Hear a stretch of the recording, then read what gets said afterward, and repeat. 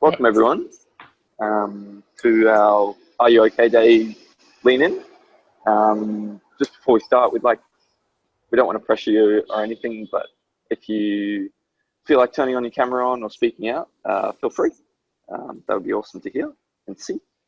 But I'd just like to start by having a bit of a acknowledgement of country.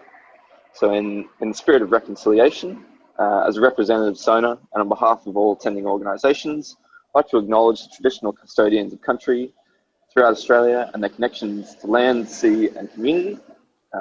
We pay our respect to their elders past and present and extend that respect to Aboriginal and Torres Strait Islanders peoples today.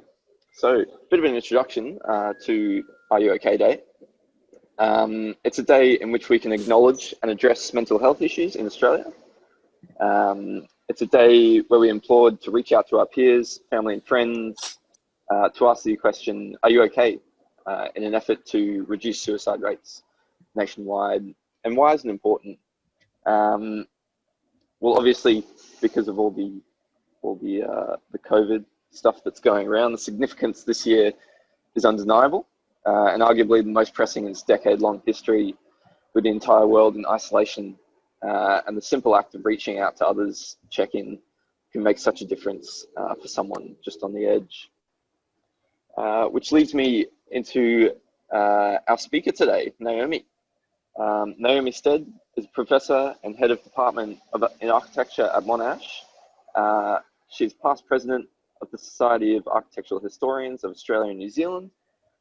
Her research interests lie in architecture's cultures of reproduction, meditation, and reception, and she's an award-winning and widely published architecture critic, having written more than 50 commissioned feature and review articles in professional magazines. She's leaded the ARC Linkage Project, Equity and Diversity in Australian Architecture Profession, Women, Work and Leadership, which led to the co-founding of Parlour, an activist group advocating for gender equity in architecture and related fields. So welcome, Naomi. And thank you. Thanks for having me. So a little bit about how this is going to work today. I've got a list of questions for Naomi that we're going to try our best to get through. I don't know if we'll get through all of them, hope so. But if anyone in the chat has questions for Naomi, please feel free to type them in and we'll do our best to answer them towards the end of the talk. These questions, my questions are of course directed to Naomi, but if anyone in the chat feels like they want to contribute anything, feel free and we'll be sure to read that out. So would you like to say anything before we get started, Naomi? No, I mean, I suppose the other thing that kind of is relevant is that in addition to the big research project that you mentioned, which was about gender equity in architecture, I'm the leader of a new research project, which is also funded by the Australian Research Council, which hasn't quite started yet, but will be starting very shortly. And it's precisely on the work-related well-being of architects and architecture students. And that'll be a 3-year project. Shortly, we'll be advertising a PhD within that project. So if any of you are about to graduate, you might be interested in that. Thinking about that as a possible career move. And that project will be the most comprehensive study. This sounds grandiose, but I think I can say it. I think it will be the most comprehensive study in the world on the work-related well-being, mental health and work-related subjective well-being of architects and architecture students. So I can't say I'm a total expert on this topic, but I'm certainly very interested in it. I have a lot of lived experience and observations of my own. But by the next, if you ask me again at the end of 3 years' time, then I really will be an expert. That sounds excellent. Can't wait. All right.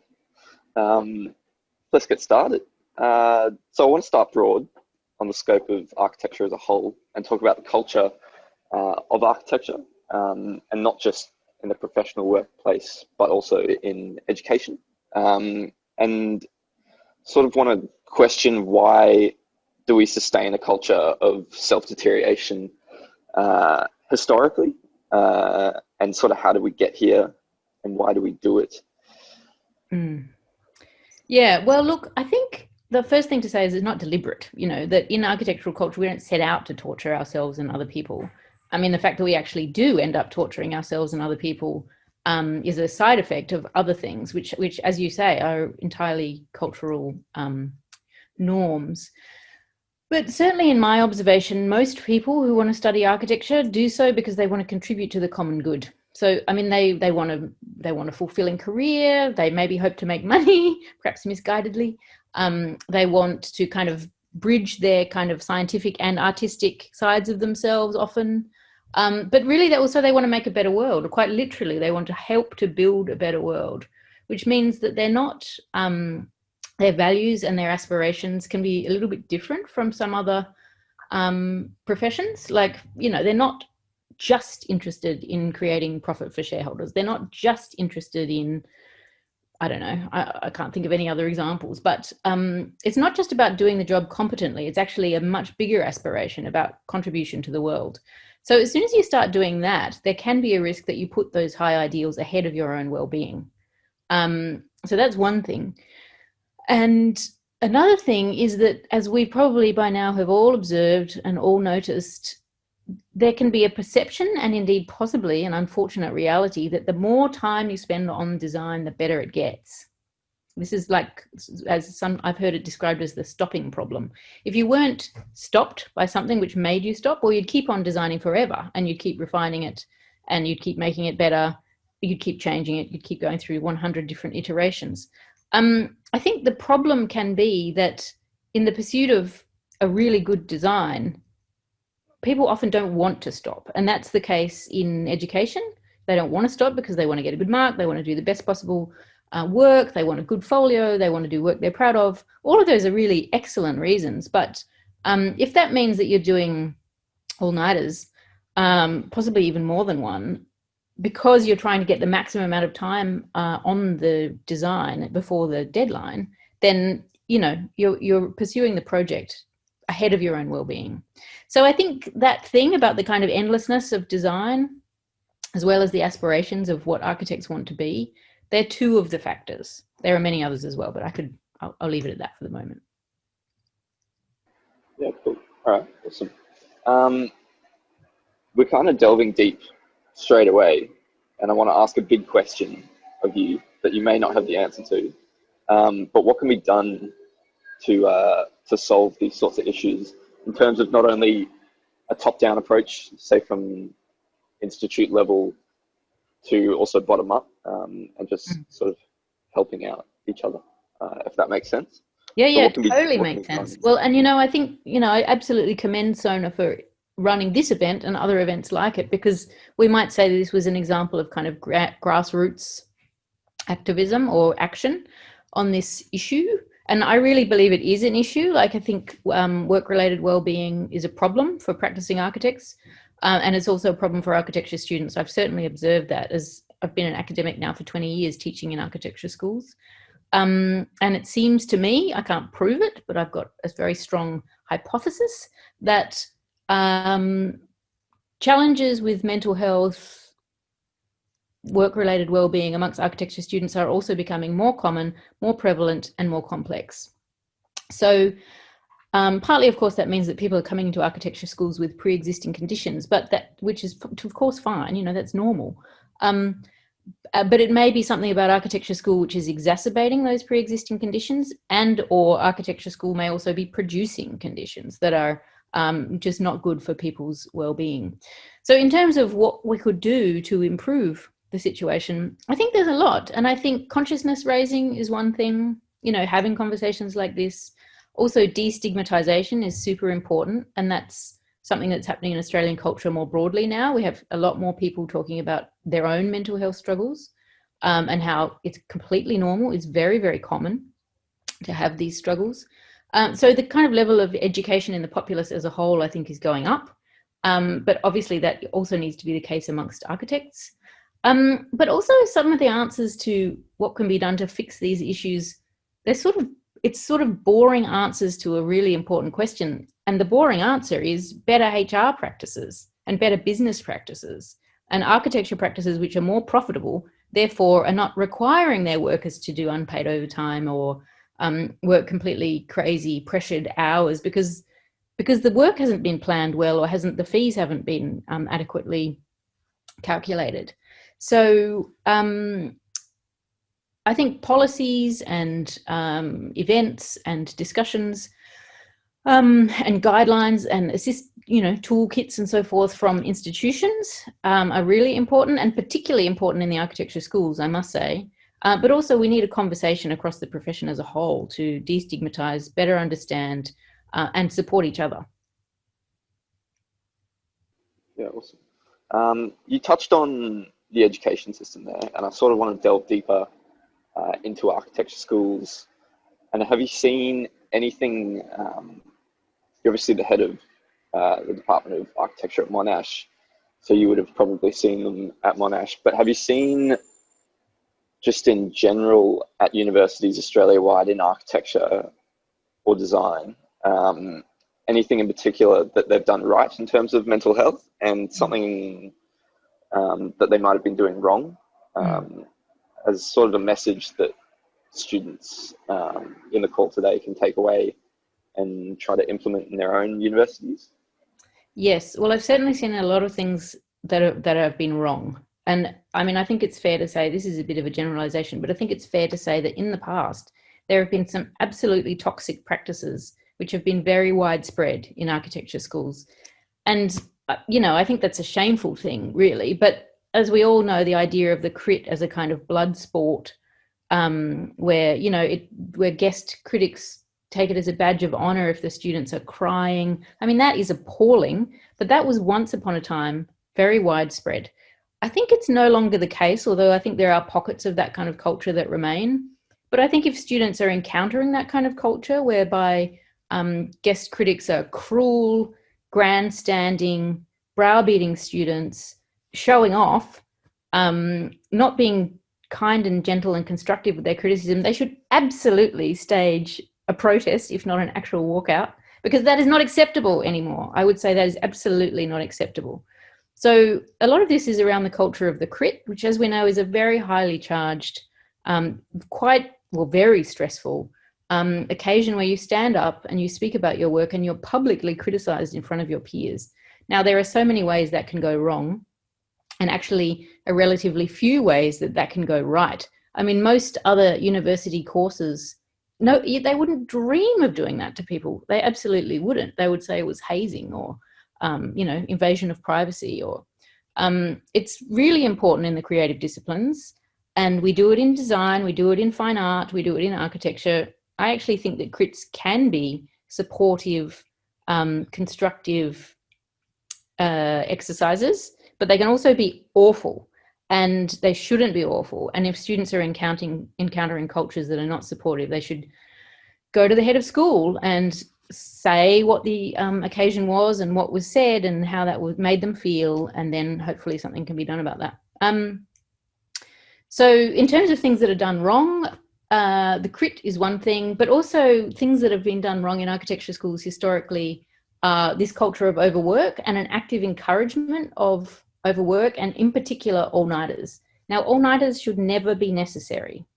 They should never be necessary, and they absolutely should not be encouraged, because it's just very bad for your health to be doing that. And in fact, it's unsafe, like even on the grounds of occupational health and safety or risk management, once again, boring. But nevertheless, those procedures are about protecting people. And I don't want my students working all night and then driving a car, or working all night and then leaving at 4 o'clock in the morning to catch a train. That is not safe, and I don't want my students doing that. So I don't want any students doing that, even especially students in other places. So we often find that, you have sort of those kinds of lines will sneak out of the heads of the mouths of isolated teaching staff. They'll say, if you're not doing all-nighters, you're not doing it right, or you're not trying hard enough. And I would say that is absolutely wrong, and that culture must be stamped out. But here's a complexity. When I say to my students, I want you to think of this as a 9-to-5 enterprise, and manage your time, and think of the time that you're going to allocate to a given assignment, and then stop when you get to the end of that period of time. And they'll look at me and they'll be like, but that's not how it's done. You're not speaking like an insider. You're not speaking like an architect. Because we architects know that design is everything and you must keep going until you collapse. So do you see what I mean? It's like it's part of the insider culture of architecture that there is that culture of overwork. And the danger for me when I say work 9 to 5, be disciplined, have good time management, is it works against some of the mythologies of architectural practice, which value that kind of bad practice, basically. Yeah, absolutely. Have you seen any evidence that we're taking the right steps, or is it still? Look, I can tell you that the conversation has certainly shifted amongst the leadership in architecture schools. I mean, it's kind of hard to know whether they're like, so the heads of architecture schools in Australasia, so this includes New Zealand, we meet relatively recently. I mean, frequently, not recently, frequently, and we discuss this kind of stuff. Obviously, because I mean, apart from anything else, there have been some terrible outcomes in architecture schools, even quite recently. Bad things happen, and no head of school wants that to happen. So we do discuss these issues, and it is accepted amongst heads of department that you should not be encouraging all-nighters, you shouldn't be encouraging a culture of overwork, and you shouldn't have, you know, your crits as a kind of blood sport, and enjoy harsh criticism in a way that sometimes it is enjoyed in architectural practice. It's just inappropriate in architectural education. So the conversation is shifting at that leadership level. I think one of the challenges is it doesn't always filter down. So there are good things happening in terms of active support of students in architecture and elsewhere. So the university counselling services, psychology referral services, support services, they have come on in leaps and bounds in the last 10 years and really quite well developed now. So everybody's doing that pretty well. The question is, are students actually seeking help, and are they finding it to be the help that they need? Very true, very true. I want to sort of diverge a little bit away from that, and we touched on this a bit earlier, but the bridge between the expectation and realities of architecture and ways of managing this. Did you want to have a talk to that sort of conversation? Yeah, I mean, this really is a real issue because many people come into architecture thinking it'll be super creative and that, you know, they'll be designing art museums, you know, as soon as they've graduated, which will be built. And as we all know, those who've had anything to do with actual architectural practice, that ain't going to happen. You know, there's a very long apprenticeship, and there's often students are working on window schedules for years prior to actually getting to design anything at all. So there can be a huge amount of disappointment and creative disappointment and somewhat disillusionment about what architecture actually ends up being, because it's such a long game. It really, really is. Many people go through that stage. They see that it's a kind of necessary learning stage. They learn from around the office. They listen to people. And then they eventually work their way up to a more design-oriented role. But yeah, I mean, I guess as you say, the bridge between expectation and reality is it's a tough one. It's like, I don't know, it's like a swing bridge made out of bits of string or something. It's a kind of tenuous bridge. I don't really know what to say about that, other than that the idea of what architecture is that a lot of people have prior to studying it bears very little relationship to what architecture actually is. And you hope that people will get a more accurate perception during the course of their studies. But if people haven't been in practice as students, often that's not the case either. So it's only after they've graduated and dedicated 5 years of their life to this pursuit that they think, oh my God, this is not what I thought it was going to be, and this is a big disappointment to me. So I guess, you know, it's up to the universities to do a better job of giving students an indication of what practice actually is like. But probably it's also up to students to educate themselves on what practice is like as well. Yeah, definitely.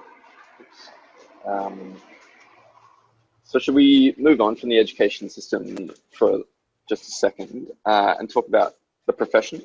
Mm-hmm. And sort of the same question that I asked you earlier, what have you seen right? Or what have you seen practices doing right? And what have you seen them doing wrong? sort of a message that, again, students can take away and try and implement in places that they may or may be working? Yeah, well, look, not all architecture practices are equally well managed or equally well run.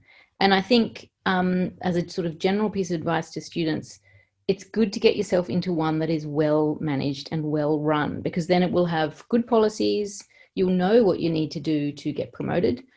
You'll know what you need to do if you're not traveling well, if you're feeling overworked or underworked, or the work is too samey, you're not challenged, you're not stretched, if your boss is bullying you, all of these things, there'll be clear procedures for what you should do and who you should talk to. So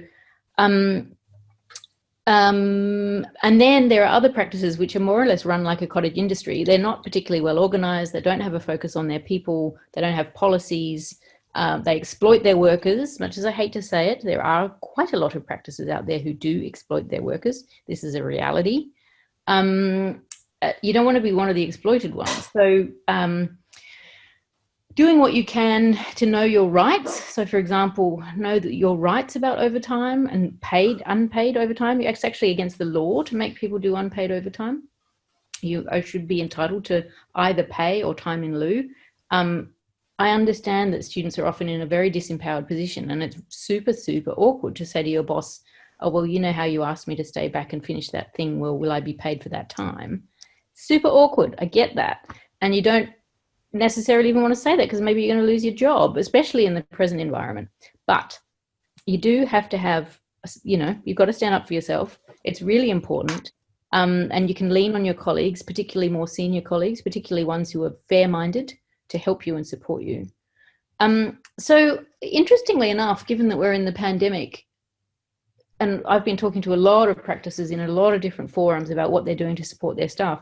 Interestingly enough, I think they're across the board supporting their staff a lot better now and a lot more deliberately, like as in it's a lot more intentional and careful. And some practices, for example, I'm thinking of BVN, which is a very well organized practice. And I was at a talk the other day by Brian Cloesy, who's their head of people and culture. And he was talking about this wide range of things that they're doing to support their staff, particularly their young staff, during the pandemic, checking in with them, seeing what issues they're having, following up with those issues, sending them to the employee assistance program, which is sort of free psychology counselling that a lot of large practices subscribe to. So in terms of things that I'm seeing the profession doing well, they've got good human resources management, like across the board. That really, really helps. If they're doing it badly, they've got poor human resources management. So, and that has all sorts of knock-on effects. Yeah, right. Hey everyone, by the way, I am Kieran and I'm going to be co-hosting this just in case there's any technical difficulties, which it looks like there is on Billy's end. But no, very interesting dialogue so far. I guess speaking a little bit to what you were just talking about, what's this kind of is going on in the practice side of things. What do you think, I guess, as a junior or a student, in a practice, what is like a physical action you might be able to do to better that practice? Because you're not in an HR role and you're not in a position that gets to even be a part of that conversation a lot of the time. So is there anything students can do to kind of better their workplace? There totally is. I think the first thing is to identify the person to talk to. So who's going to be your ally? Sometimes it will be the practice manager. Sometimes it might be your immediate line manager.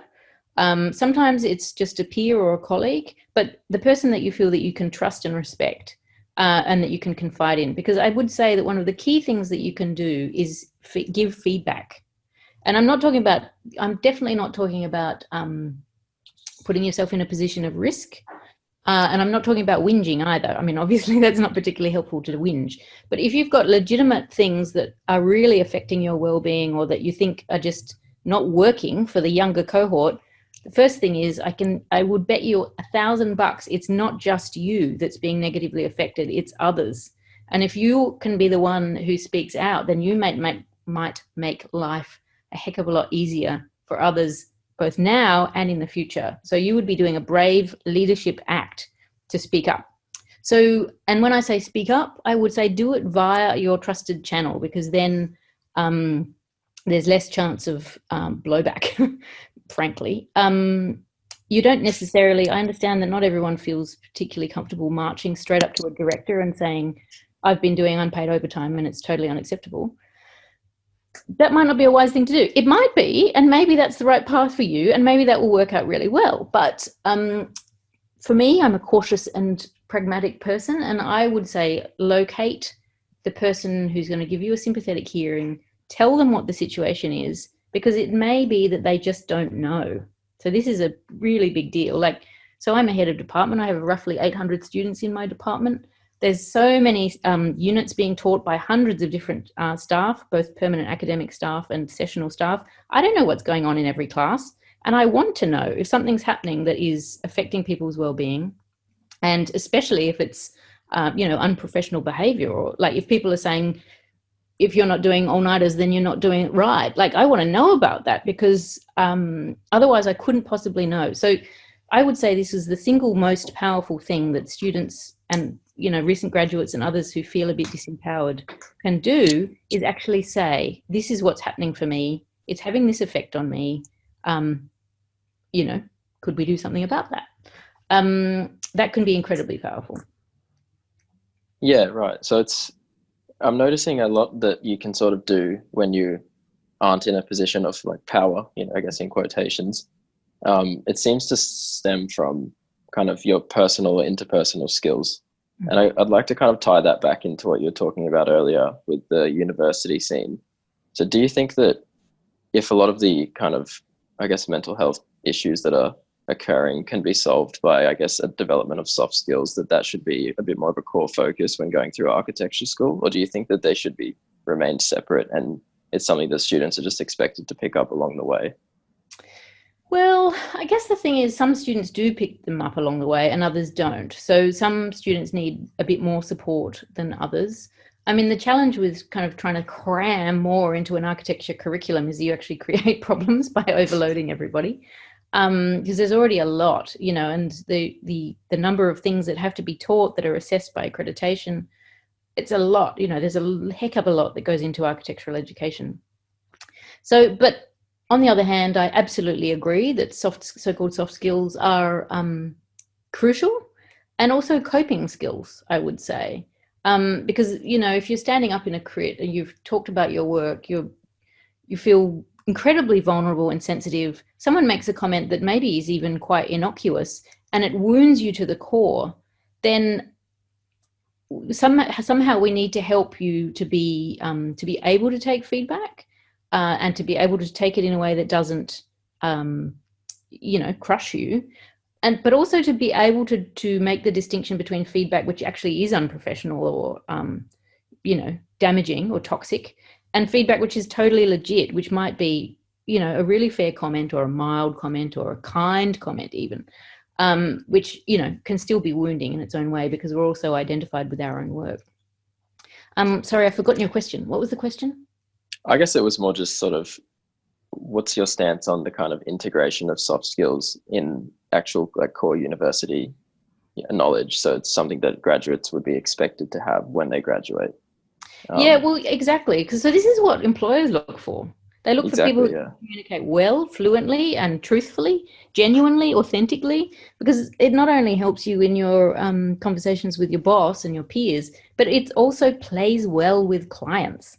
So some people are kind of naturally good at that stuff. They sort of have the soft skills anyway, but I would say it's absolutely essential to be, if you're going to be a good architect, you need the soft skills. I was having a conversation not so long ago with a psychologist, one of my colleagues at Monash University, and he teaches mindfulness skills to medical students. And he said, if we can fit mindfulness in the medical curriculum, I think you can find a place for it in the architecture curriculum. Because as you can imagine, of all the curriculums, the medicine one is the most constrained and the most carefully and rigorously measured and accredited and blah, blah, blah, blah, blah. So if they can do it, we can do it. It's having said that, finding a way to do it is extremely difficult. Oh, that was going to be my next question, I think. Even just privately, like as in, if it is something you can teach yourself, I guess, how do you go about doing that? Yeah. Look, we're all practicing it every day. And I guess if you can find good models, and they might be, I mean, for those who are actually working in offices as well as studying, you can find people who sort of are graceful in the way that they make their way through life. See what they do and see if you can model that. That is extremely helpful. People who are tactful, diplomatic, discreet, trustworthy, good communicators, genuine, authentic, all of these things, like that's what you want to look for, a person that is a person you can admire. And I mean, you could also ask them to become your mentor. That's a possibility as well, and you could learn directly from them. But you can also learn a heck of a lot from observation, people who are professional in the truest and best sense. Yeah, no, that's really, really good advice. I guess we'll probably wrap up and then open up for questions, but I just want to finish by talking a bit more in general about the industry and the kind of world we live in, and bring in, I guess, social media into the equation. So it's, I guess, social media can cause, or not be the root cause, but at least, I guess, provoke a lot of mental health issues when things like imposter syndrome and comparing yourself to others come into the equation. I guess, what would your advice be for students who are expected to be very involved with social media to keep up with the world we live in, but to try and learn to do it in, I guess, socially sustainable way to, stay healthy? Yeah, well, I think the first thing is to try and know yourself. Try and recognize when something is making you feel bad or making you feel unwell. Because you don't have to engage with social media. I know there's an awful lot of pressure to do it. And some people derive huge benefit from it.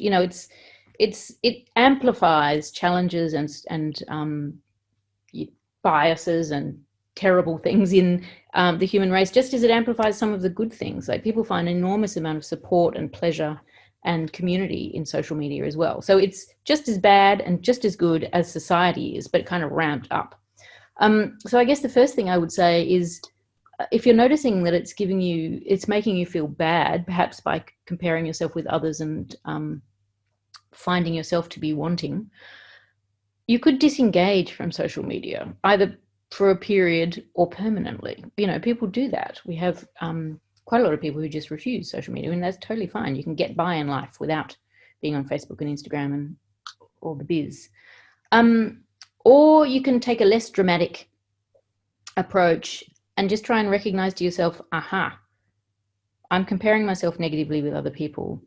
What's with that? Is there an issue with my own self-esteem? Why am I doing that? Because I can guarantee that imposter syndrome existed long before social media did, speaking from personal experience. So you won't escape from imposter syndrome by escaping from social media. Do you see what I mean? It'll just come up in another forum, or another format or another medium. The thing to do is to work out that your imposter syndrome is probably based on perfectionism, and try and redress your perfectionism, which is not your friend, it is your enemy. Yeah, right. Wow. No, that's really good. I'll finish on this last question here, but just before I do, I'd like to kind of prompt everyone in the call to maybe throw a question in the chat, because I can read them out after if you've got something you'd like to ask Naomi. Maybe it's something specifically that you're experiencing within whatever institution you're a part of, or just anything in general. I guess now's a good time to get it in the chat. Also, feel free to jump in on the webcam and just talk. So, but I think, look, the answer to this could just be no, straight up. But I guess, do architects have a responsibility with our skill set to try and promote just better well-being and mental health to the public through the work we do and through the conversations we have? And if so, how might one go about doing that? Or have you had any experiences where you felt like you've done that, for example, just as trying to spread a more positive message? Yeah, well, they say that particularly architects who do residential work, they get so involved in people's lives, they often become marriage guidance counselors. This is very common.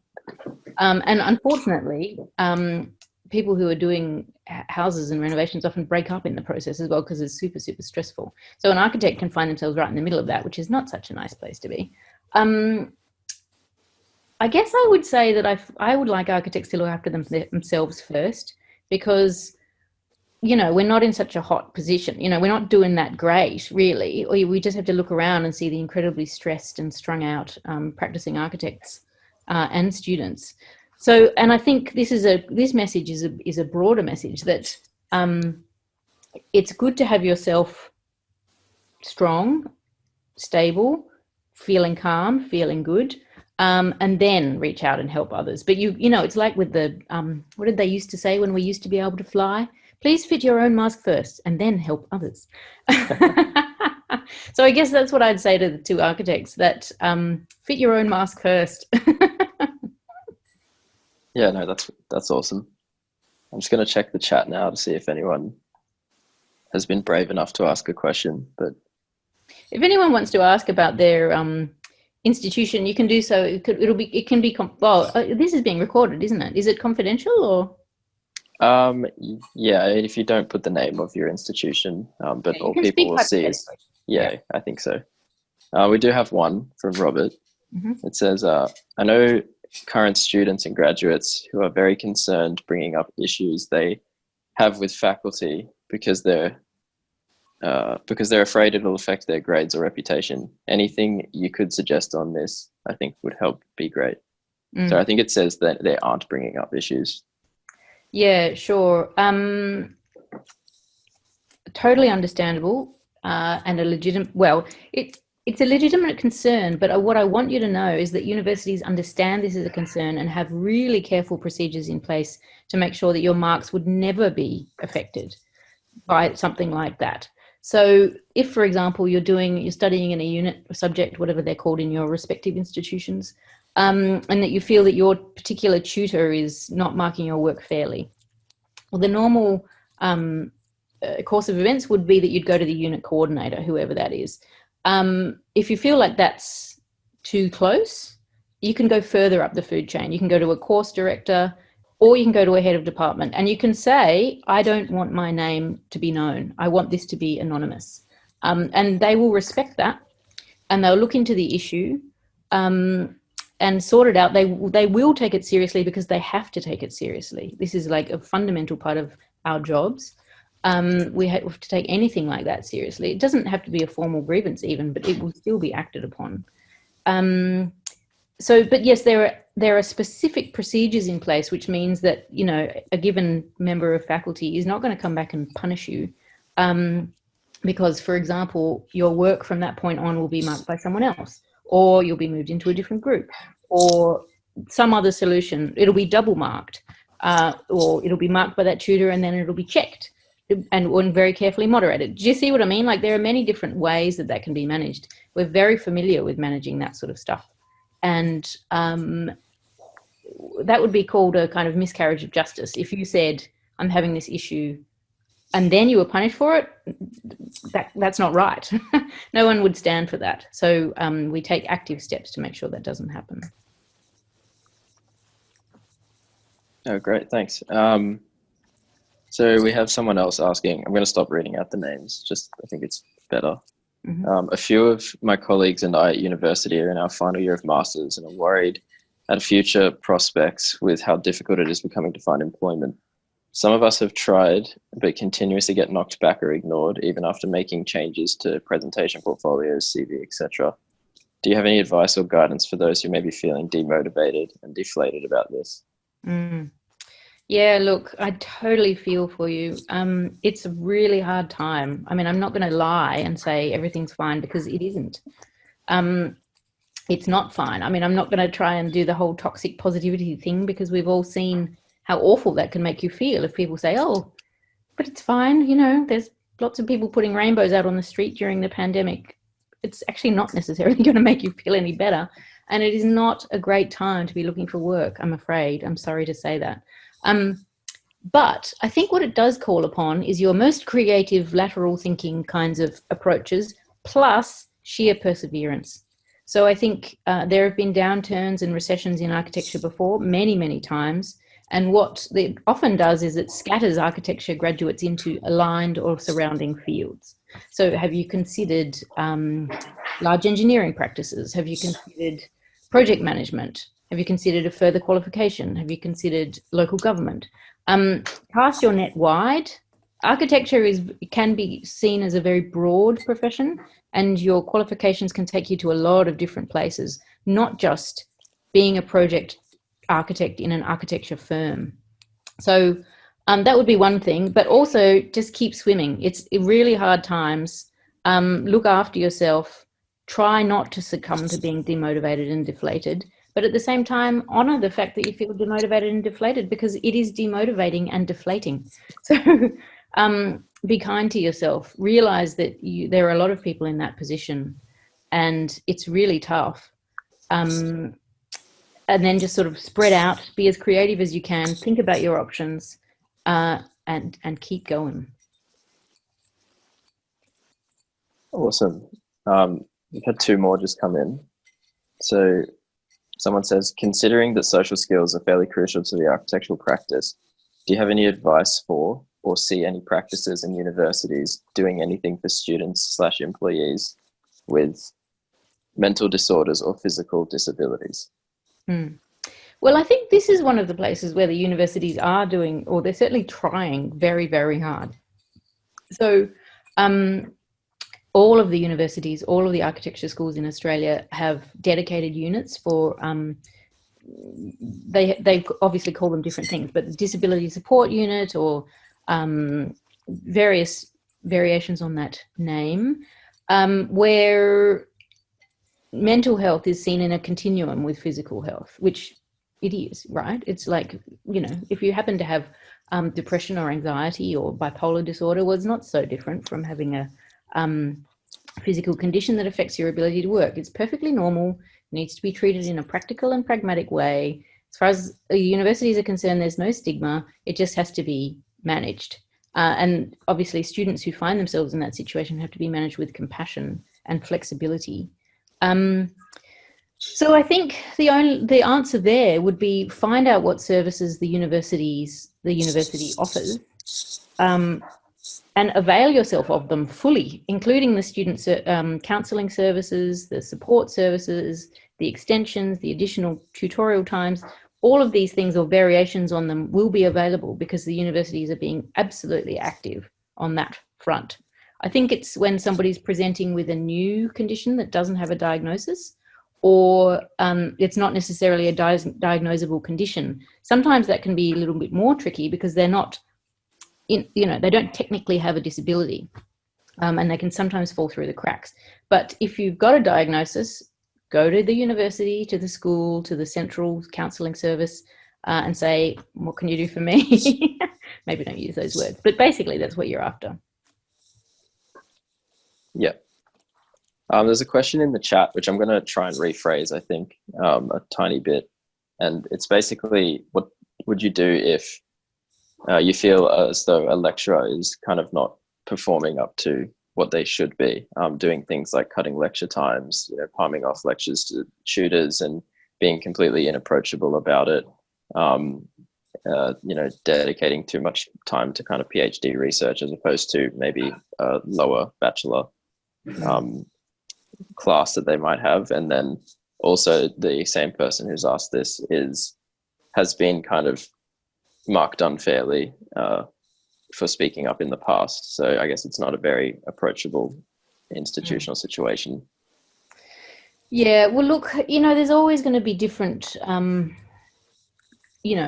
ideas about what is the kind of acceptable range of activities for a lecturer. And it may be that students feel that they should have more one-on-one feedback, or more, the ability to meet their lecturer outside of the scheduled class times.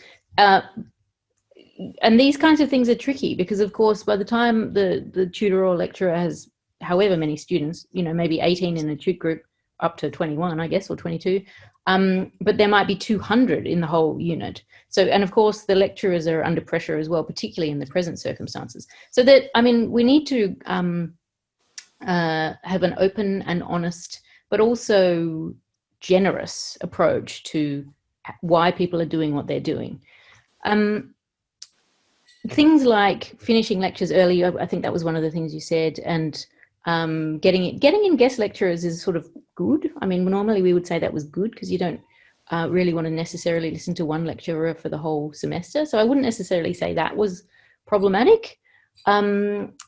Finishing things early, not great, but I mean, maybe I'm kind of implying from the question that it's a few little things and none of them are really big enough to kind of be sort of big enough on their own, but that they add up to something. Is that sort of the sense of the question? Yeah, I think what the person's trying to get at is kind of how do you go about having to look up to someone and, you know, really be inspired and learn from them if at sort of every kind of crossroad they get to, they seem to just not really value the course that they're teaching. Yeah, well, look, you know, it happens. Lecturers are human too. Some of them are putting in more effort than others. Some of them are better than others. This is unfortunately a fact. Some of them are more dedicated. Some of them will go absolutely above and beyond to an extent which actually harms their own well-being. But I suppose I'd just fall back on if it's serious enough, like if it's significant enough to warrant further action, then go further up the food chain. Talk to their supervisor. If necessary, say, you know, I don't want my name to be known, but I want you to know that this is happening in the class. And then the next person up, whether that's the unit coordinator or whatever, they are in a position then to have a conversation with that person and say, what is this? You're on your phone during classes, or you're finishing 20 minutes early, or you're sometimes not showing up. That is not good enough. So you would be once again doing everyone a favor if you brought that to the attention of the person the next rung up. Of course you do. I mean, I'm not such an idealist that I think that there's that's an easy thing to do. And you just really want to make sure that what you're kind of do the test on yourself and think, is this legit? Is this a legitimate complaint? Because what you probably don't necessarily want to do is go with things that actually are either basically acceptable within the acceptable range, or so trivial that they're not really worth raising. So, I mean, I think the question is implying that, you know, you could be burning a bit of social capital if you do that. You don't want to cry wolf over really minor things, because then when a really major thing comes along, you feel reluctant to go forward. Yeah, I think that's good advice. And I guess also just talking from the point of view of the student, things like talking to your peers to find if everyone is having these similar sorts of issues, and then, you know, you have numbers behind you. It's not just one complaint or something. And, you know, even just if you can't have an open conversation with that specific lecturer, like as Naomi said before, there might be other people in your institution which are a bit more empathetic and, you know, do have, I guess, a bit more of a say, which you can reach out to. So I think, yeah, just use your network to your advantage is what I would add to that. I think someone's got, sorry, I was just going to say there might be a student rep system. So, yeah. I mean, that's the point of the student reps, to raise issues often anonymously that have come from other students. And that they are the representatives. So there's no risk for them. That's their job to carry these things up. So if you have such a person and you can talk to them and trust them, that would be a good thing too. Aramel actually has his hand up, I think. There he is. Hi, Naomi. Hi. For taking the time to deliver this talk. I guess my question to you is, as an academic who explores and who's engaged in this field of well-being and mental health in the architecture and the environment field, when did you realize that it was important to start raising awareness for mental health and well-being, particularly in our field? Well, as I said, I've been kind of floating around for 20 years now. And obviously I know a lot of academics and a lot of students, but I also know a lot of practitioners as well. And I guess it was about 3 or 4 years ago that it felt like there was such a widespread belief that both in practice and in the academy that we have a problem in architecture. We have a problem with work-related well-being. And it's so widespread, but only anecdotal. So it would be, I know somebody who X, or, you know, this particular course has this terribly toxic culture where it chews people up and spits them out and values that culture. But it's all anecdotal. We didn't actually have any data and we couldn't actually prove it, you know. And when you have stories, it's very easy for others to say, well, that was just that one person, you know, they were just unlucky, or they're a difficult person, or they were in the wrong place at the wrong time. It can be individual stories can be easily written off, but I think that individual stories can be very revealing, and they often are revealing of genuine major problems. But then I think we need research to substantiate and gather together these anecdotes and stories and individuals' experiences in a way that's convincing and once and for all says to the profession, we have a problem, we must do something about it. So that was why I started this big research project. I guess following up on that, do you think now, moving forward, that now it's becoming a topic that should be further explored by students through their studies? Yeah. Well, potentially, yes. I mean, for those who are interested, there are plenty of people who sail through without many problems at all. And actually, I suppose this is the other complexity about work-related well-being and mental well-being in architecture schools. Some people really love that, both the kind of cut and thrust of the critical culture, but also the pressure, the camaraderie. They really want to, or at least they say, they really want to do all-nighters and work with their peers, and the sense of achievement and satisfaction and bonding is really, really high. So there's nothing simple here. I mean, as soon as you start looking at mental well-being questions and architecture, there's no black and white. It's a spectrum from a whole series of greys. So there are many things about architectural culture which are very supportive and very protective of people's well-being, because it's being part of a community of people who understand, have a lot in common. But it's when that goes bad that we really need to address it. I see. Well, thank you for answering my questions. Thank you.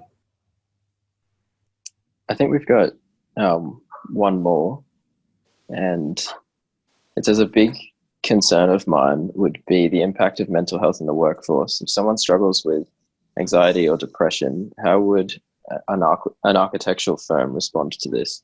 Are there any support systems that allow people with mental health issues to fall back on without the risk of losing their job or not being able to get promoted? Well, the first thing is know your rights. And if a person was lost their job because they were depressed or anxious, that would be against the law. So do you see what I mean? That would be discriminatory. So the first thing is know what your rights are. The second thing is, I know some people feel really shy and uncomfortable and awkward about disclosing the fact that they're having a mental health issue. But if you can, I think it's always a good idea to do that, because it's only if other people know about the issue that they can actually help and make the kinds of accommodations and arrangements that can enable you to thrive. And I think, I mean, it's easy to think that everyone in practice is sort of scary and intimidating and, whatever, but it's actually not the case. People are quite kind, especially if you came to them and said, look, I'm struggling with this thing. I've got a long history of depression and anxiety. Well, they would probably say, me too. I totally get where you're coming from. Because do you know how common depression and anxiety are? Extremely common. The chances are that if you talk to someone about that, they would have had first-hand experience, either themselves, one of their immediate family members, or one of their friends. Chances of that exceptionally high. So the hope would be that they would be compassionate and accommodating, and they would work with you to find a way that meant that you could thrive in that workplace. Just a reminder to mute your mic unless you'd like to ask a question, everyone. You might be able to do auto mute. Oh, I'm not sure. I don't think I'm actually a host, unfortunately. Oh, right, okay. But I guess we will probably wrap up there anyway, because that seems to be no more questions coming in. I'd like to thank your time. It's really generous, and I think it's really valuable what you've been telling these students here today. And I'd also like to take the chance to encourage people to kind of reach out to their network and, check on everyone, even if they seem to be doing fine. You never know what people are going through. And also use this chance to promote everyone's kind of local institutions, mental health services that they offer.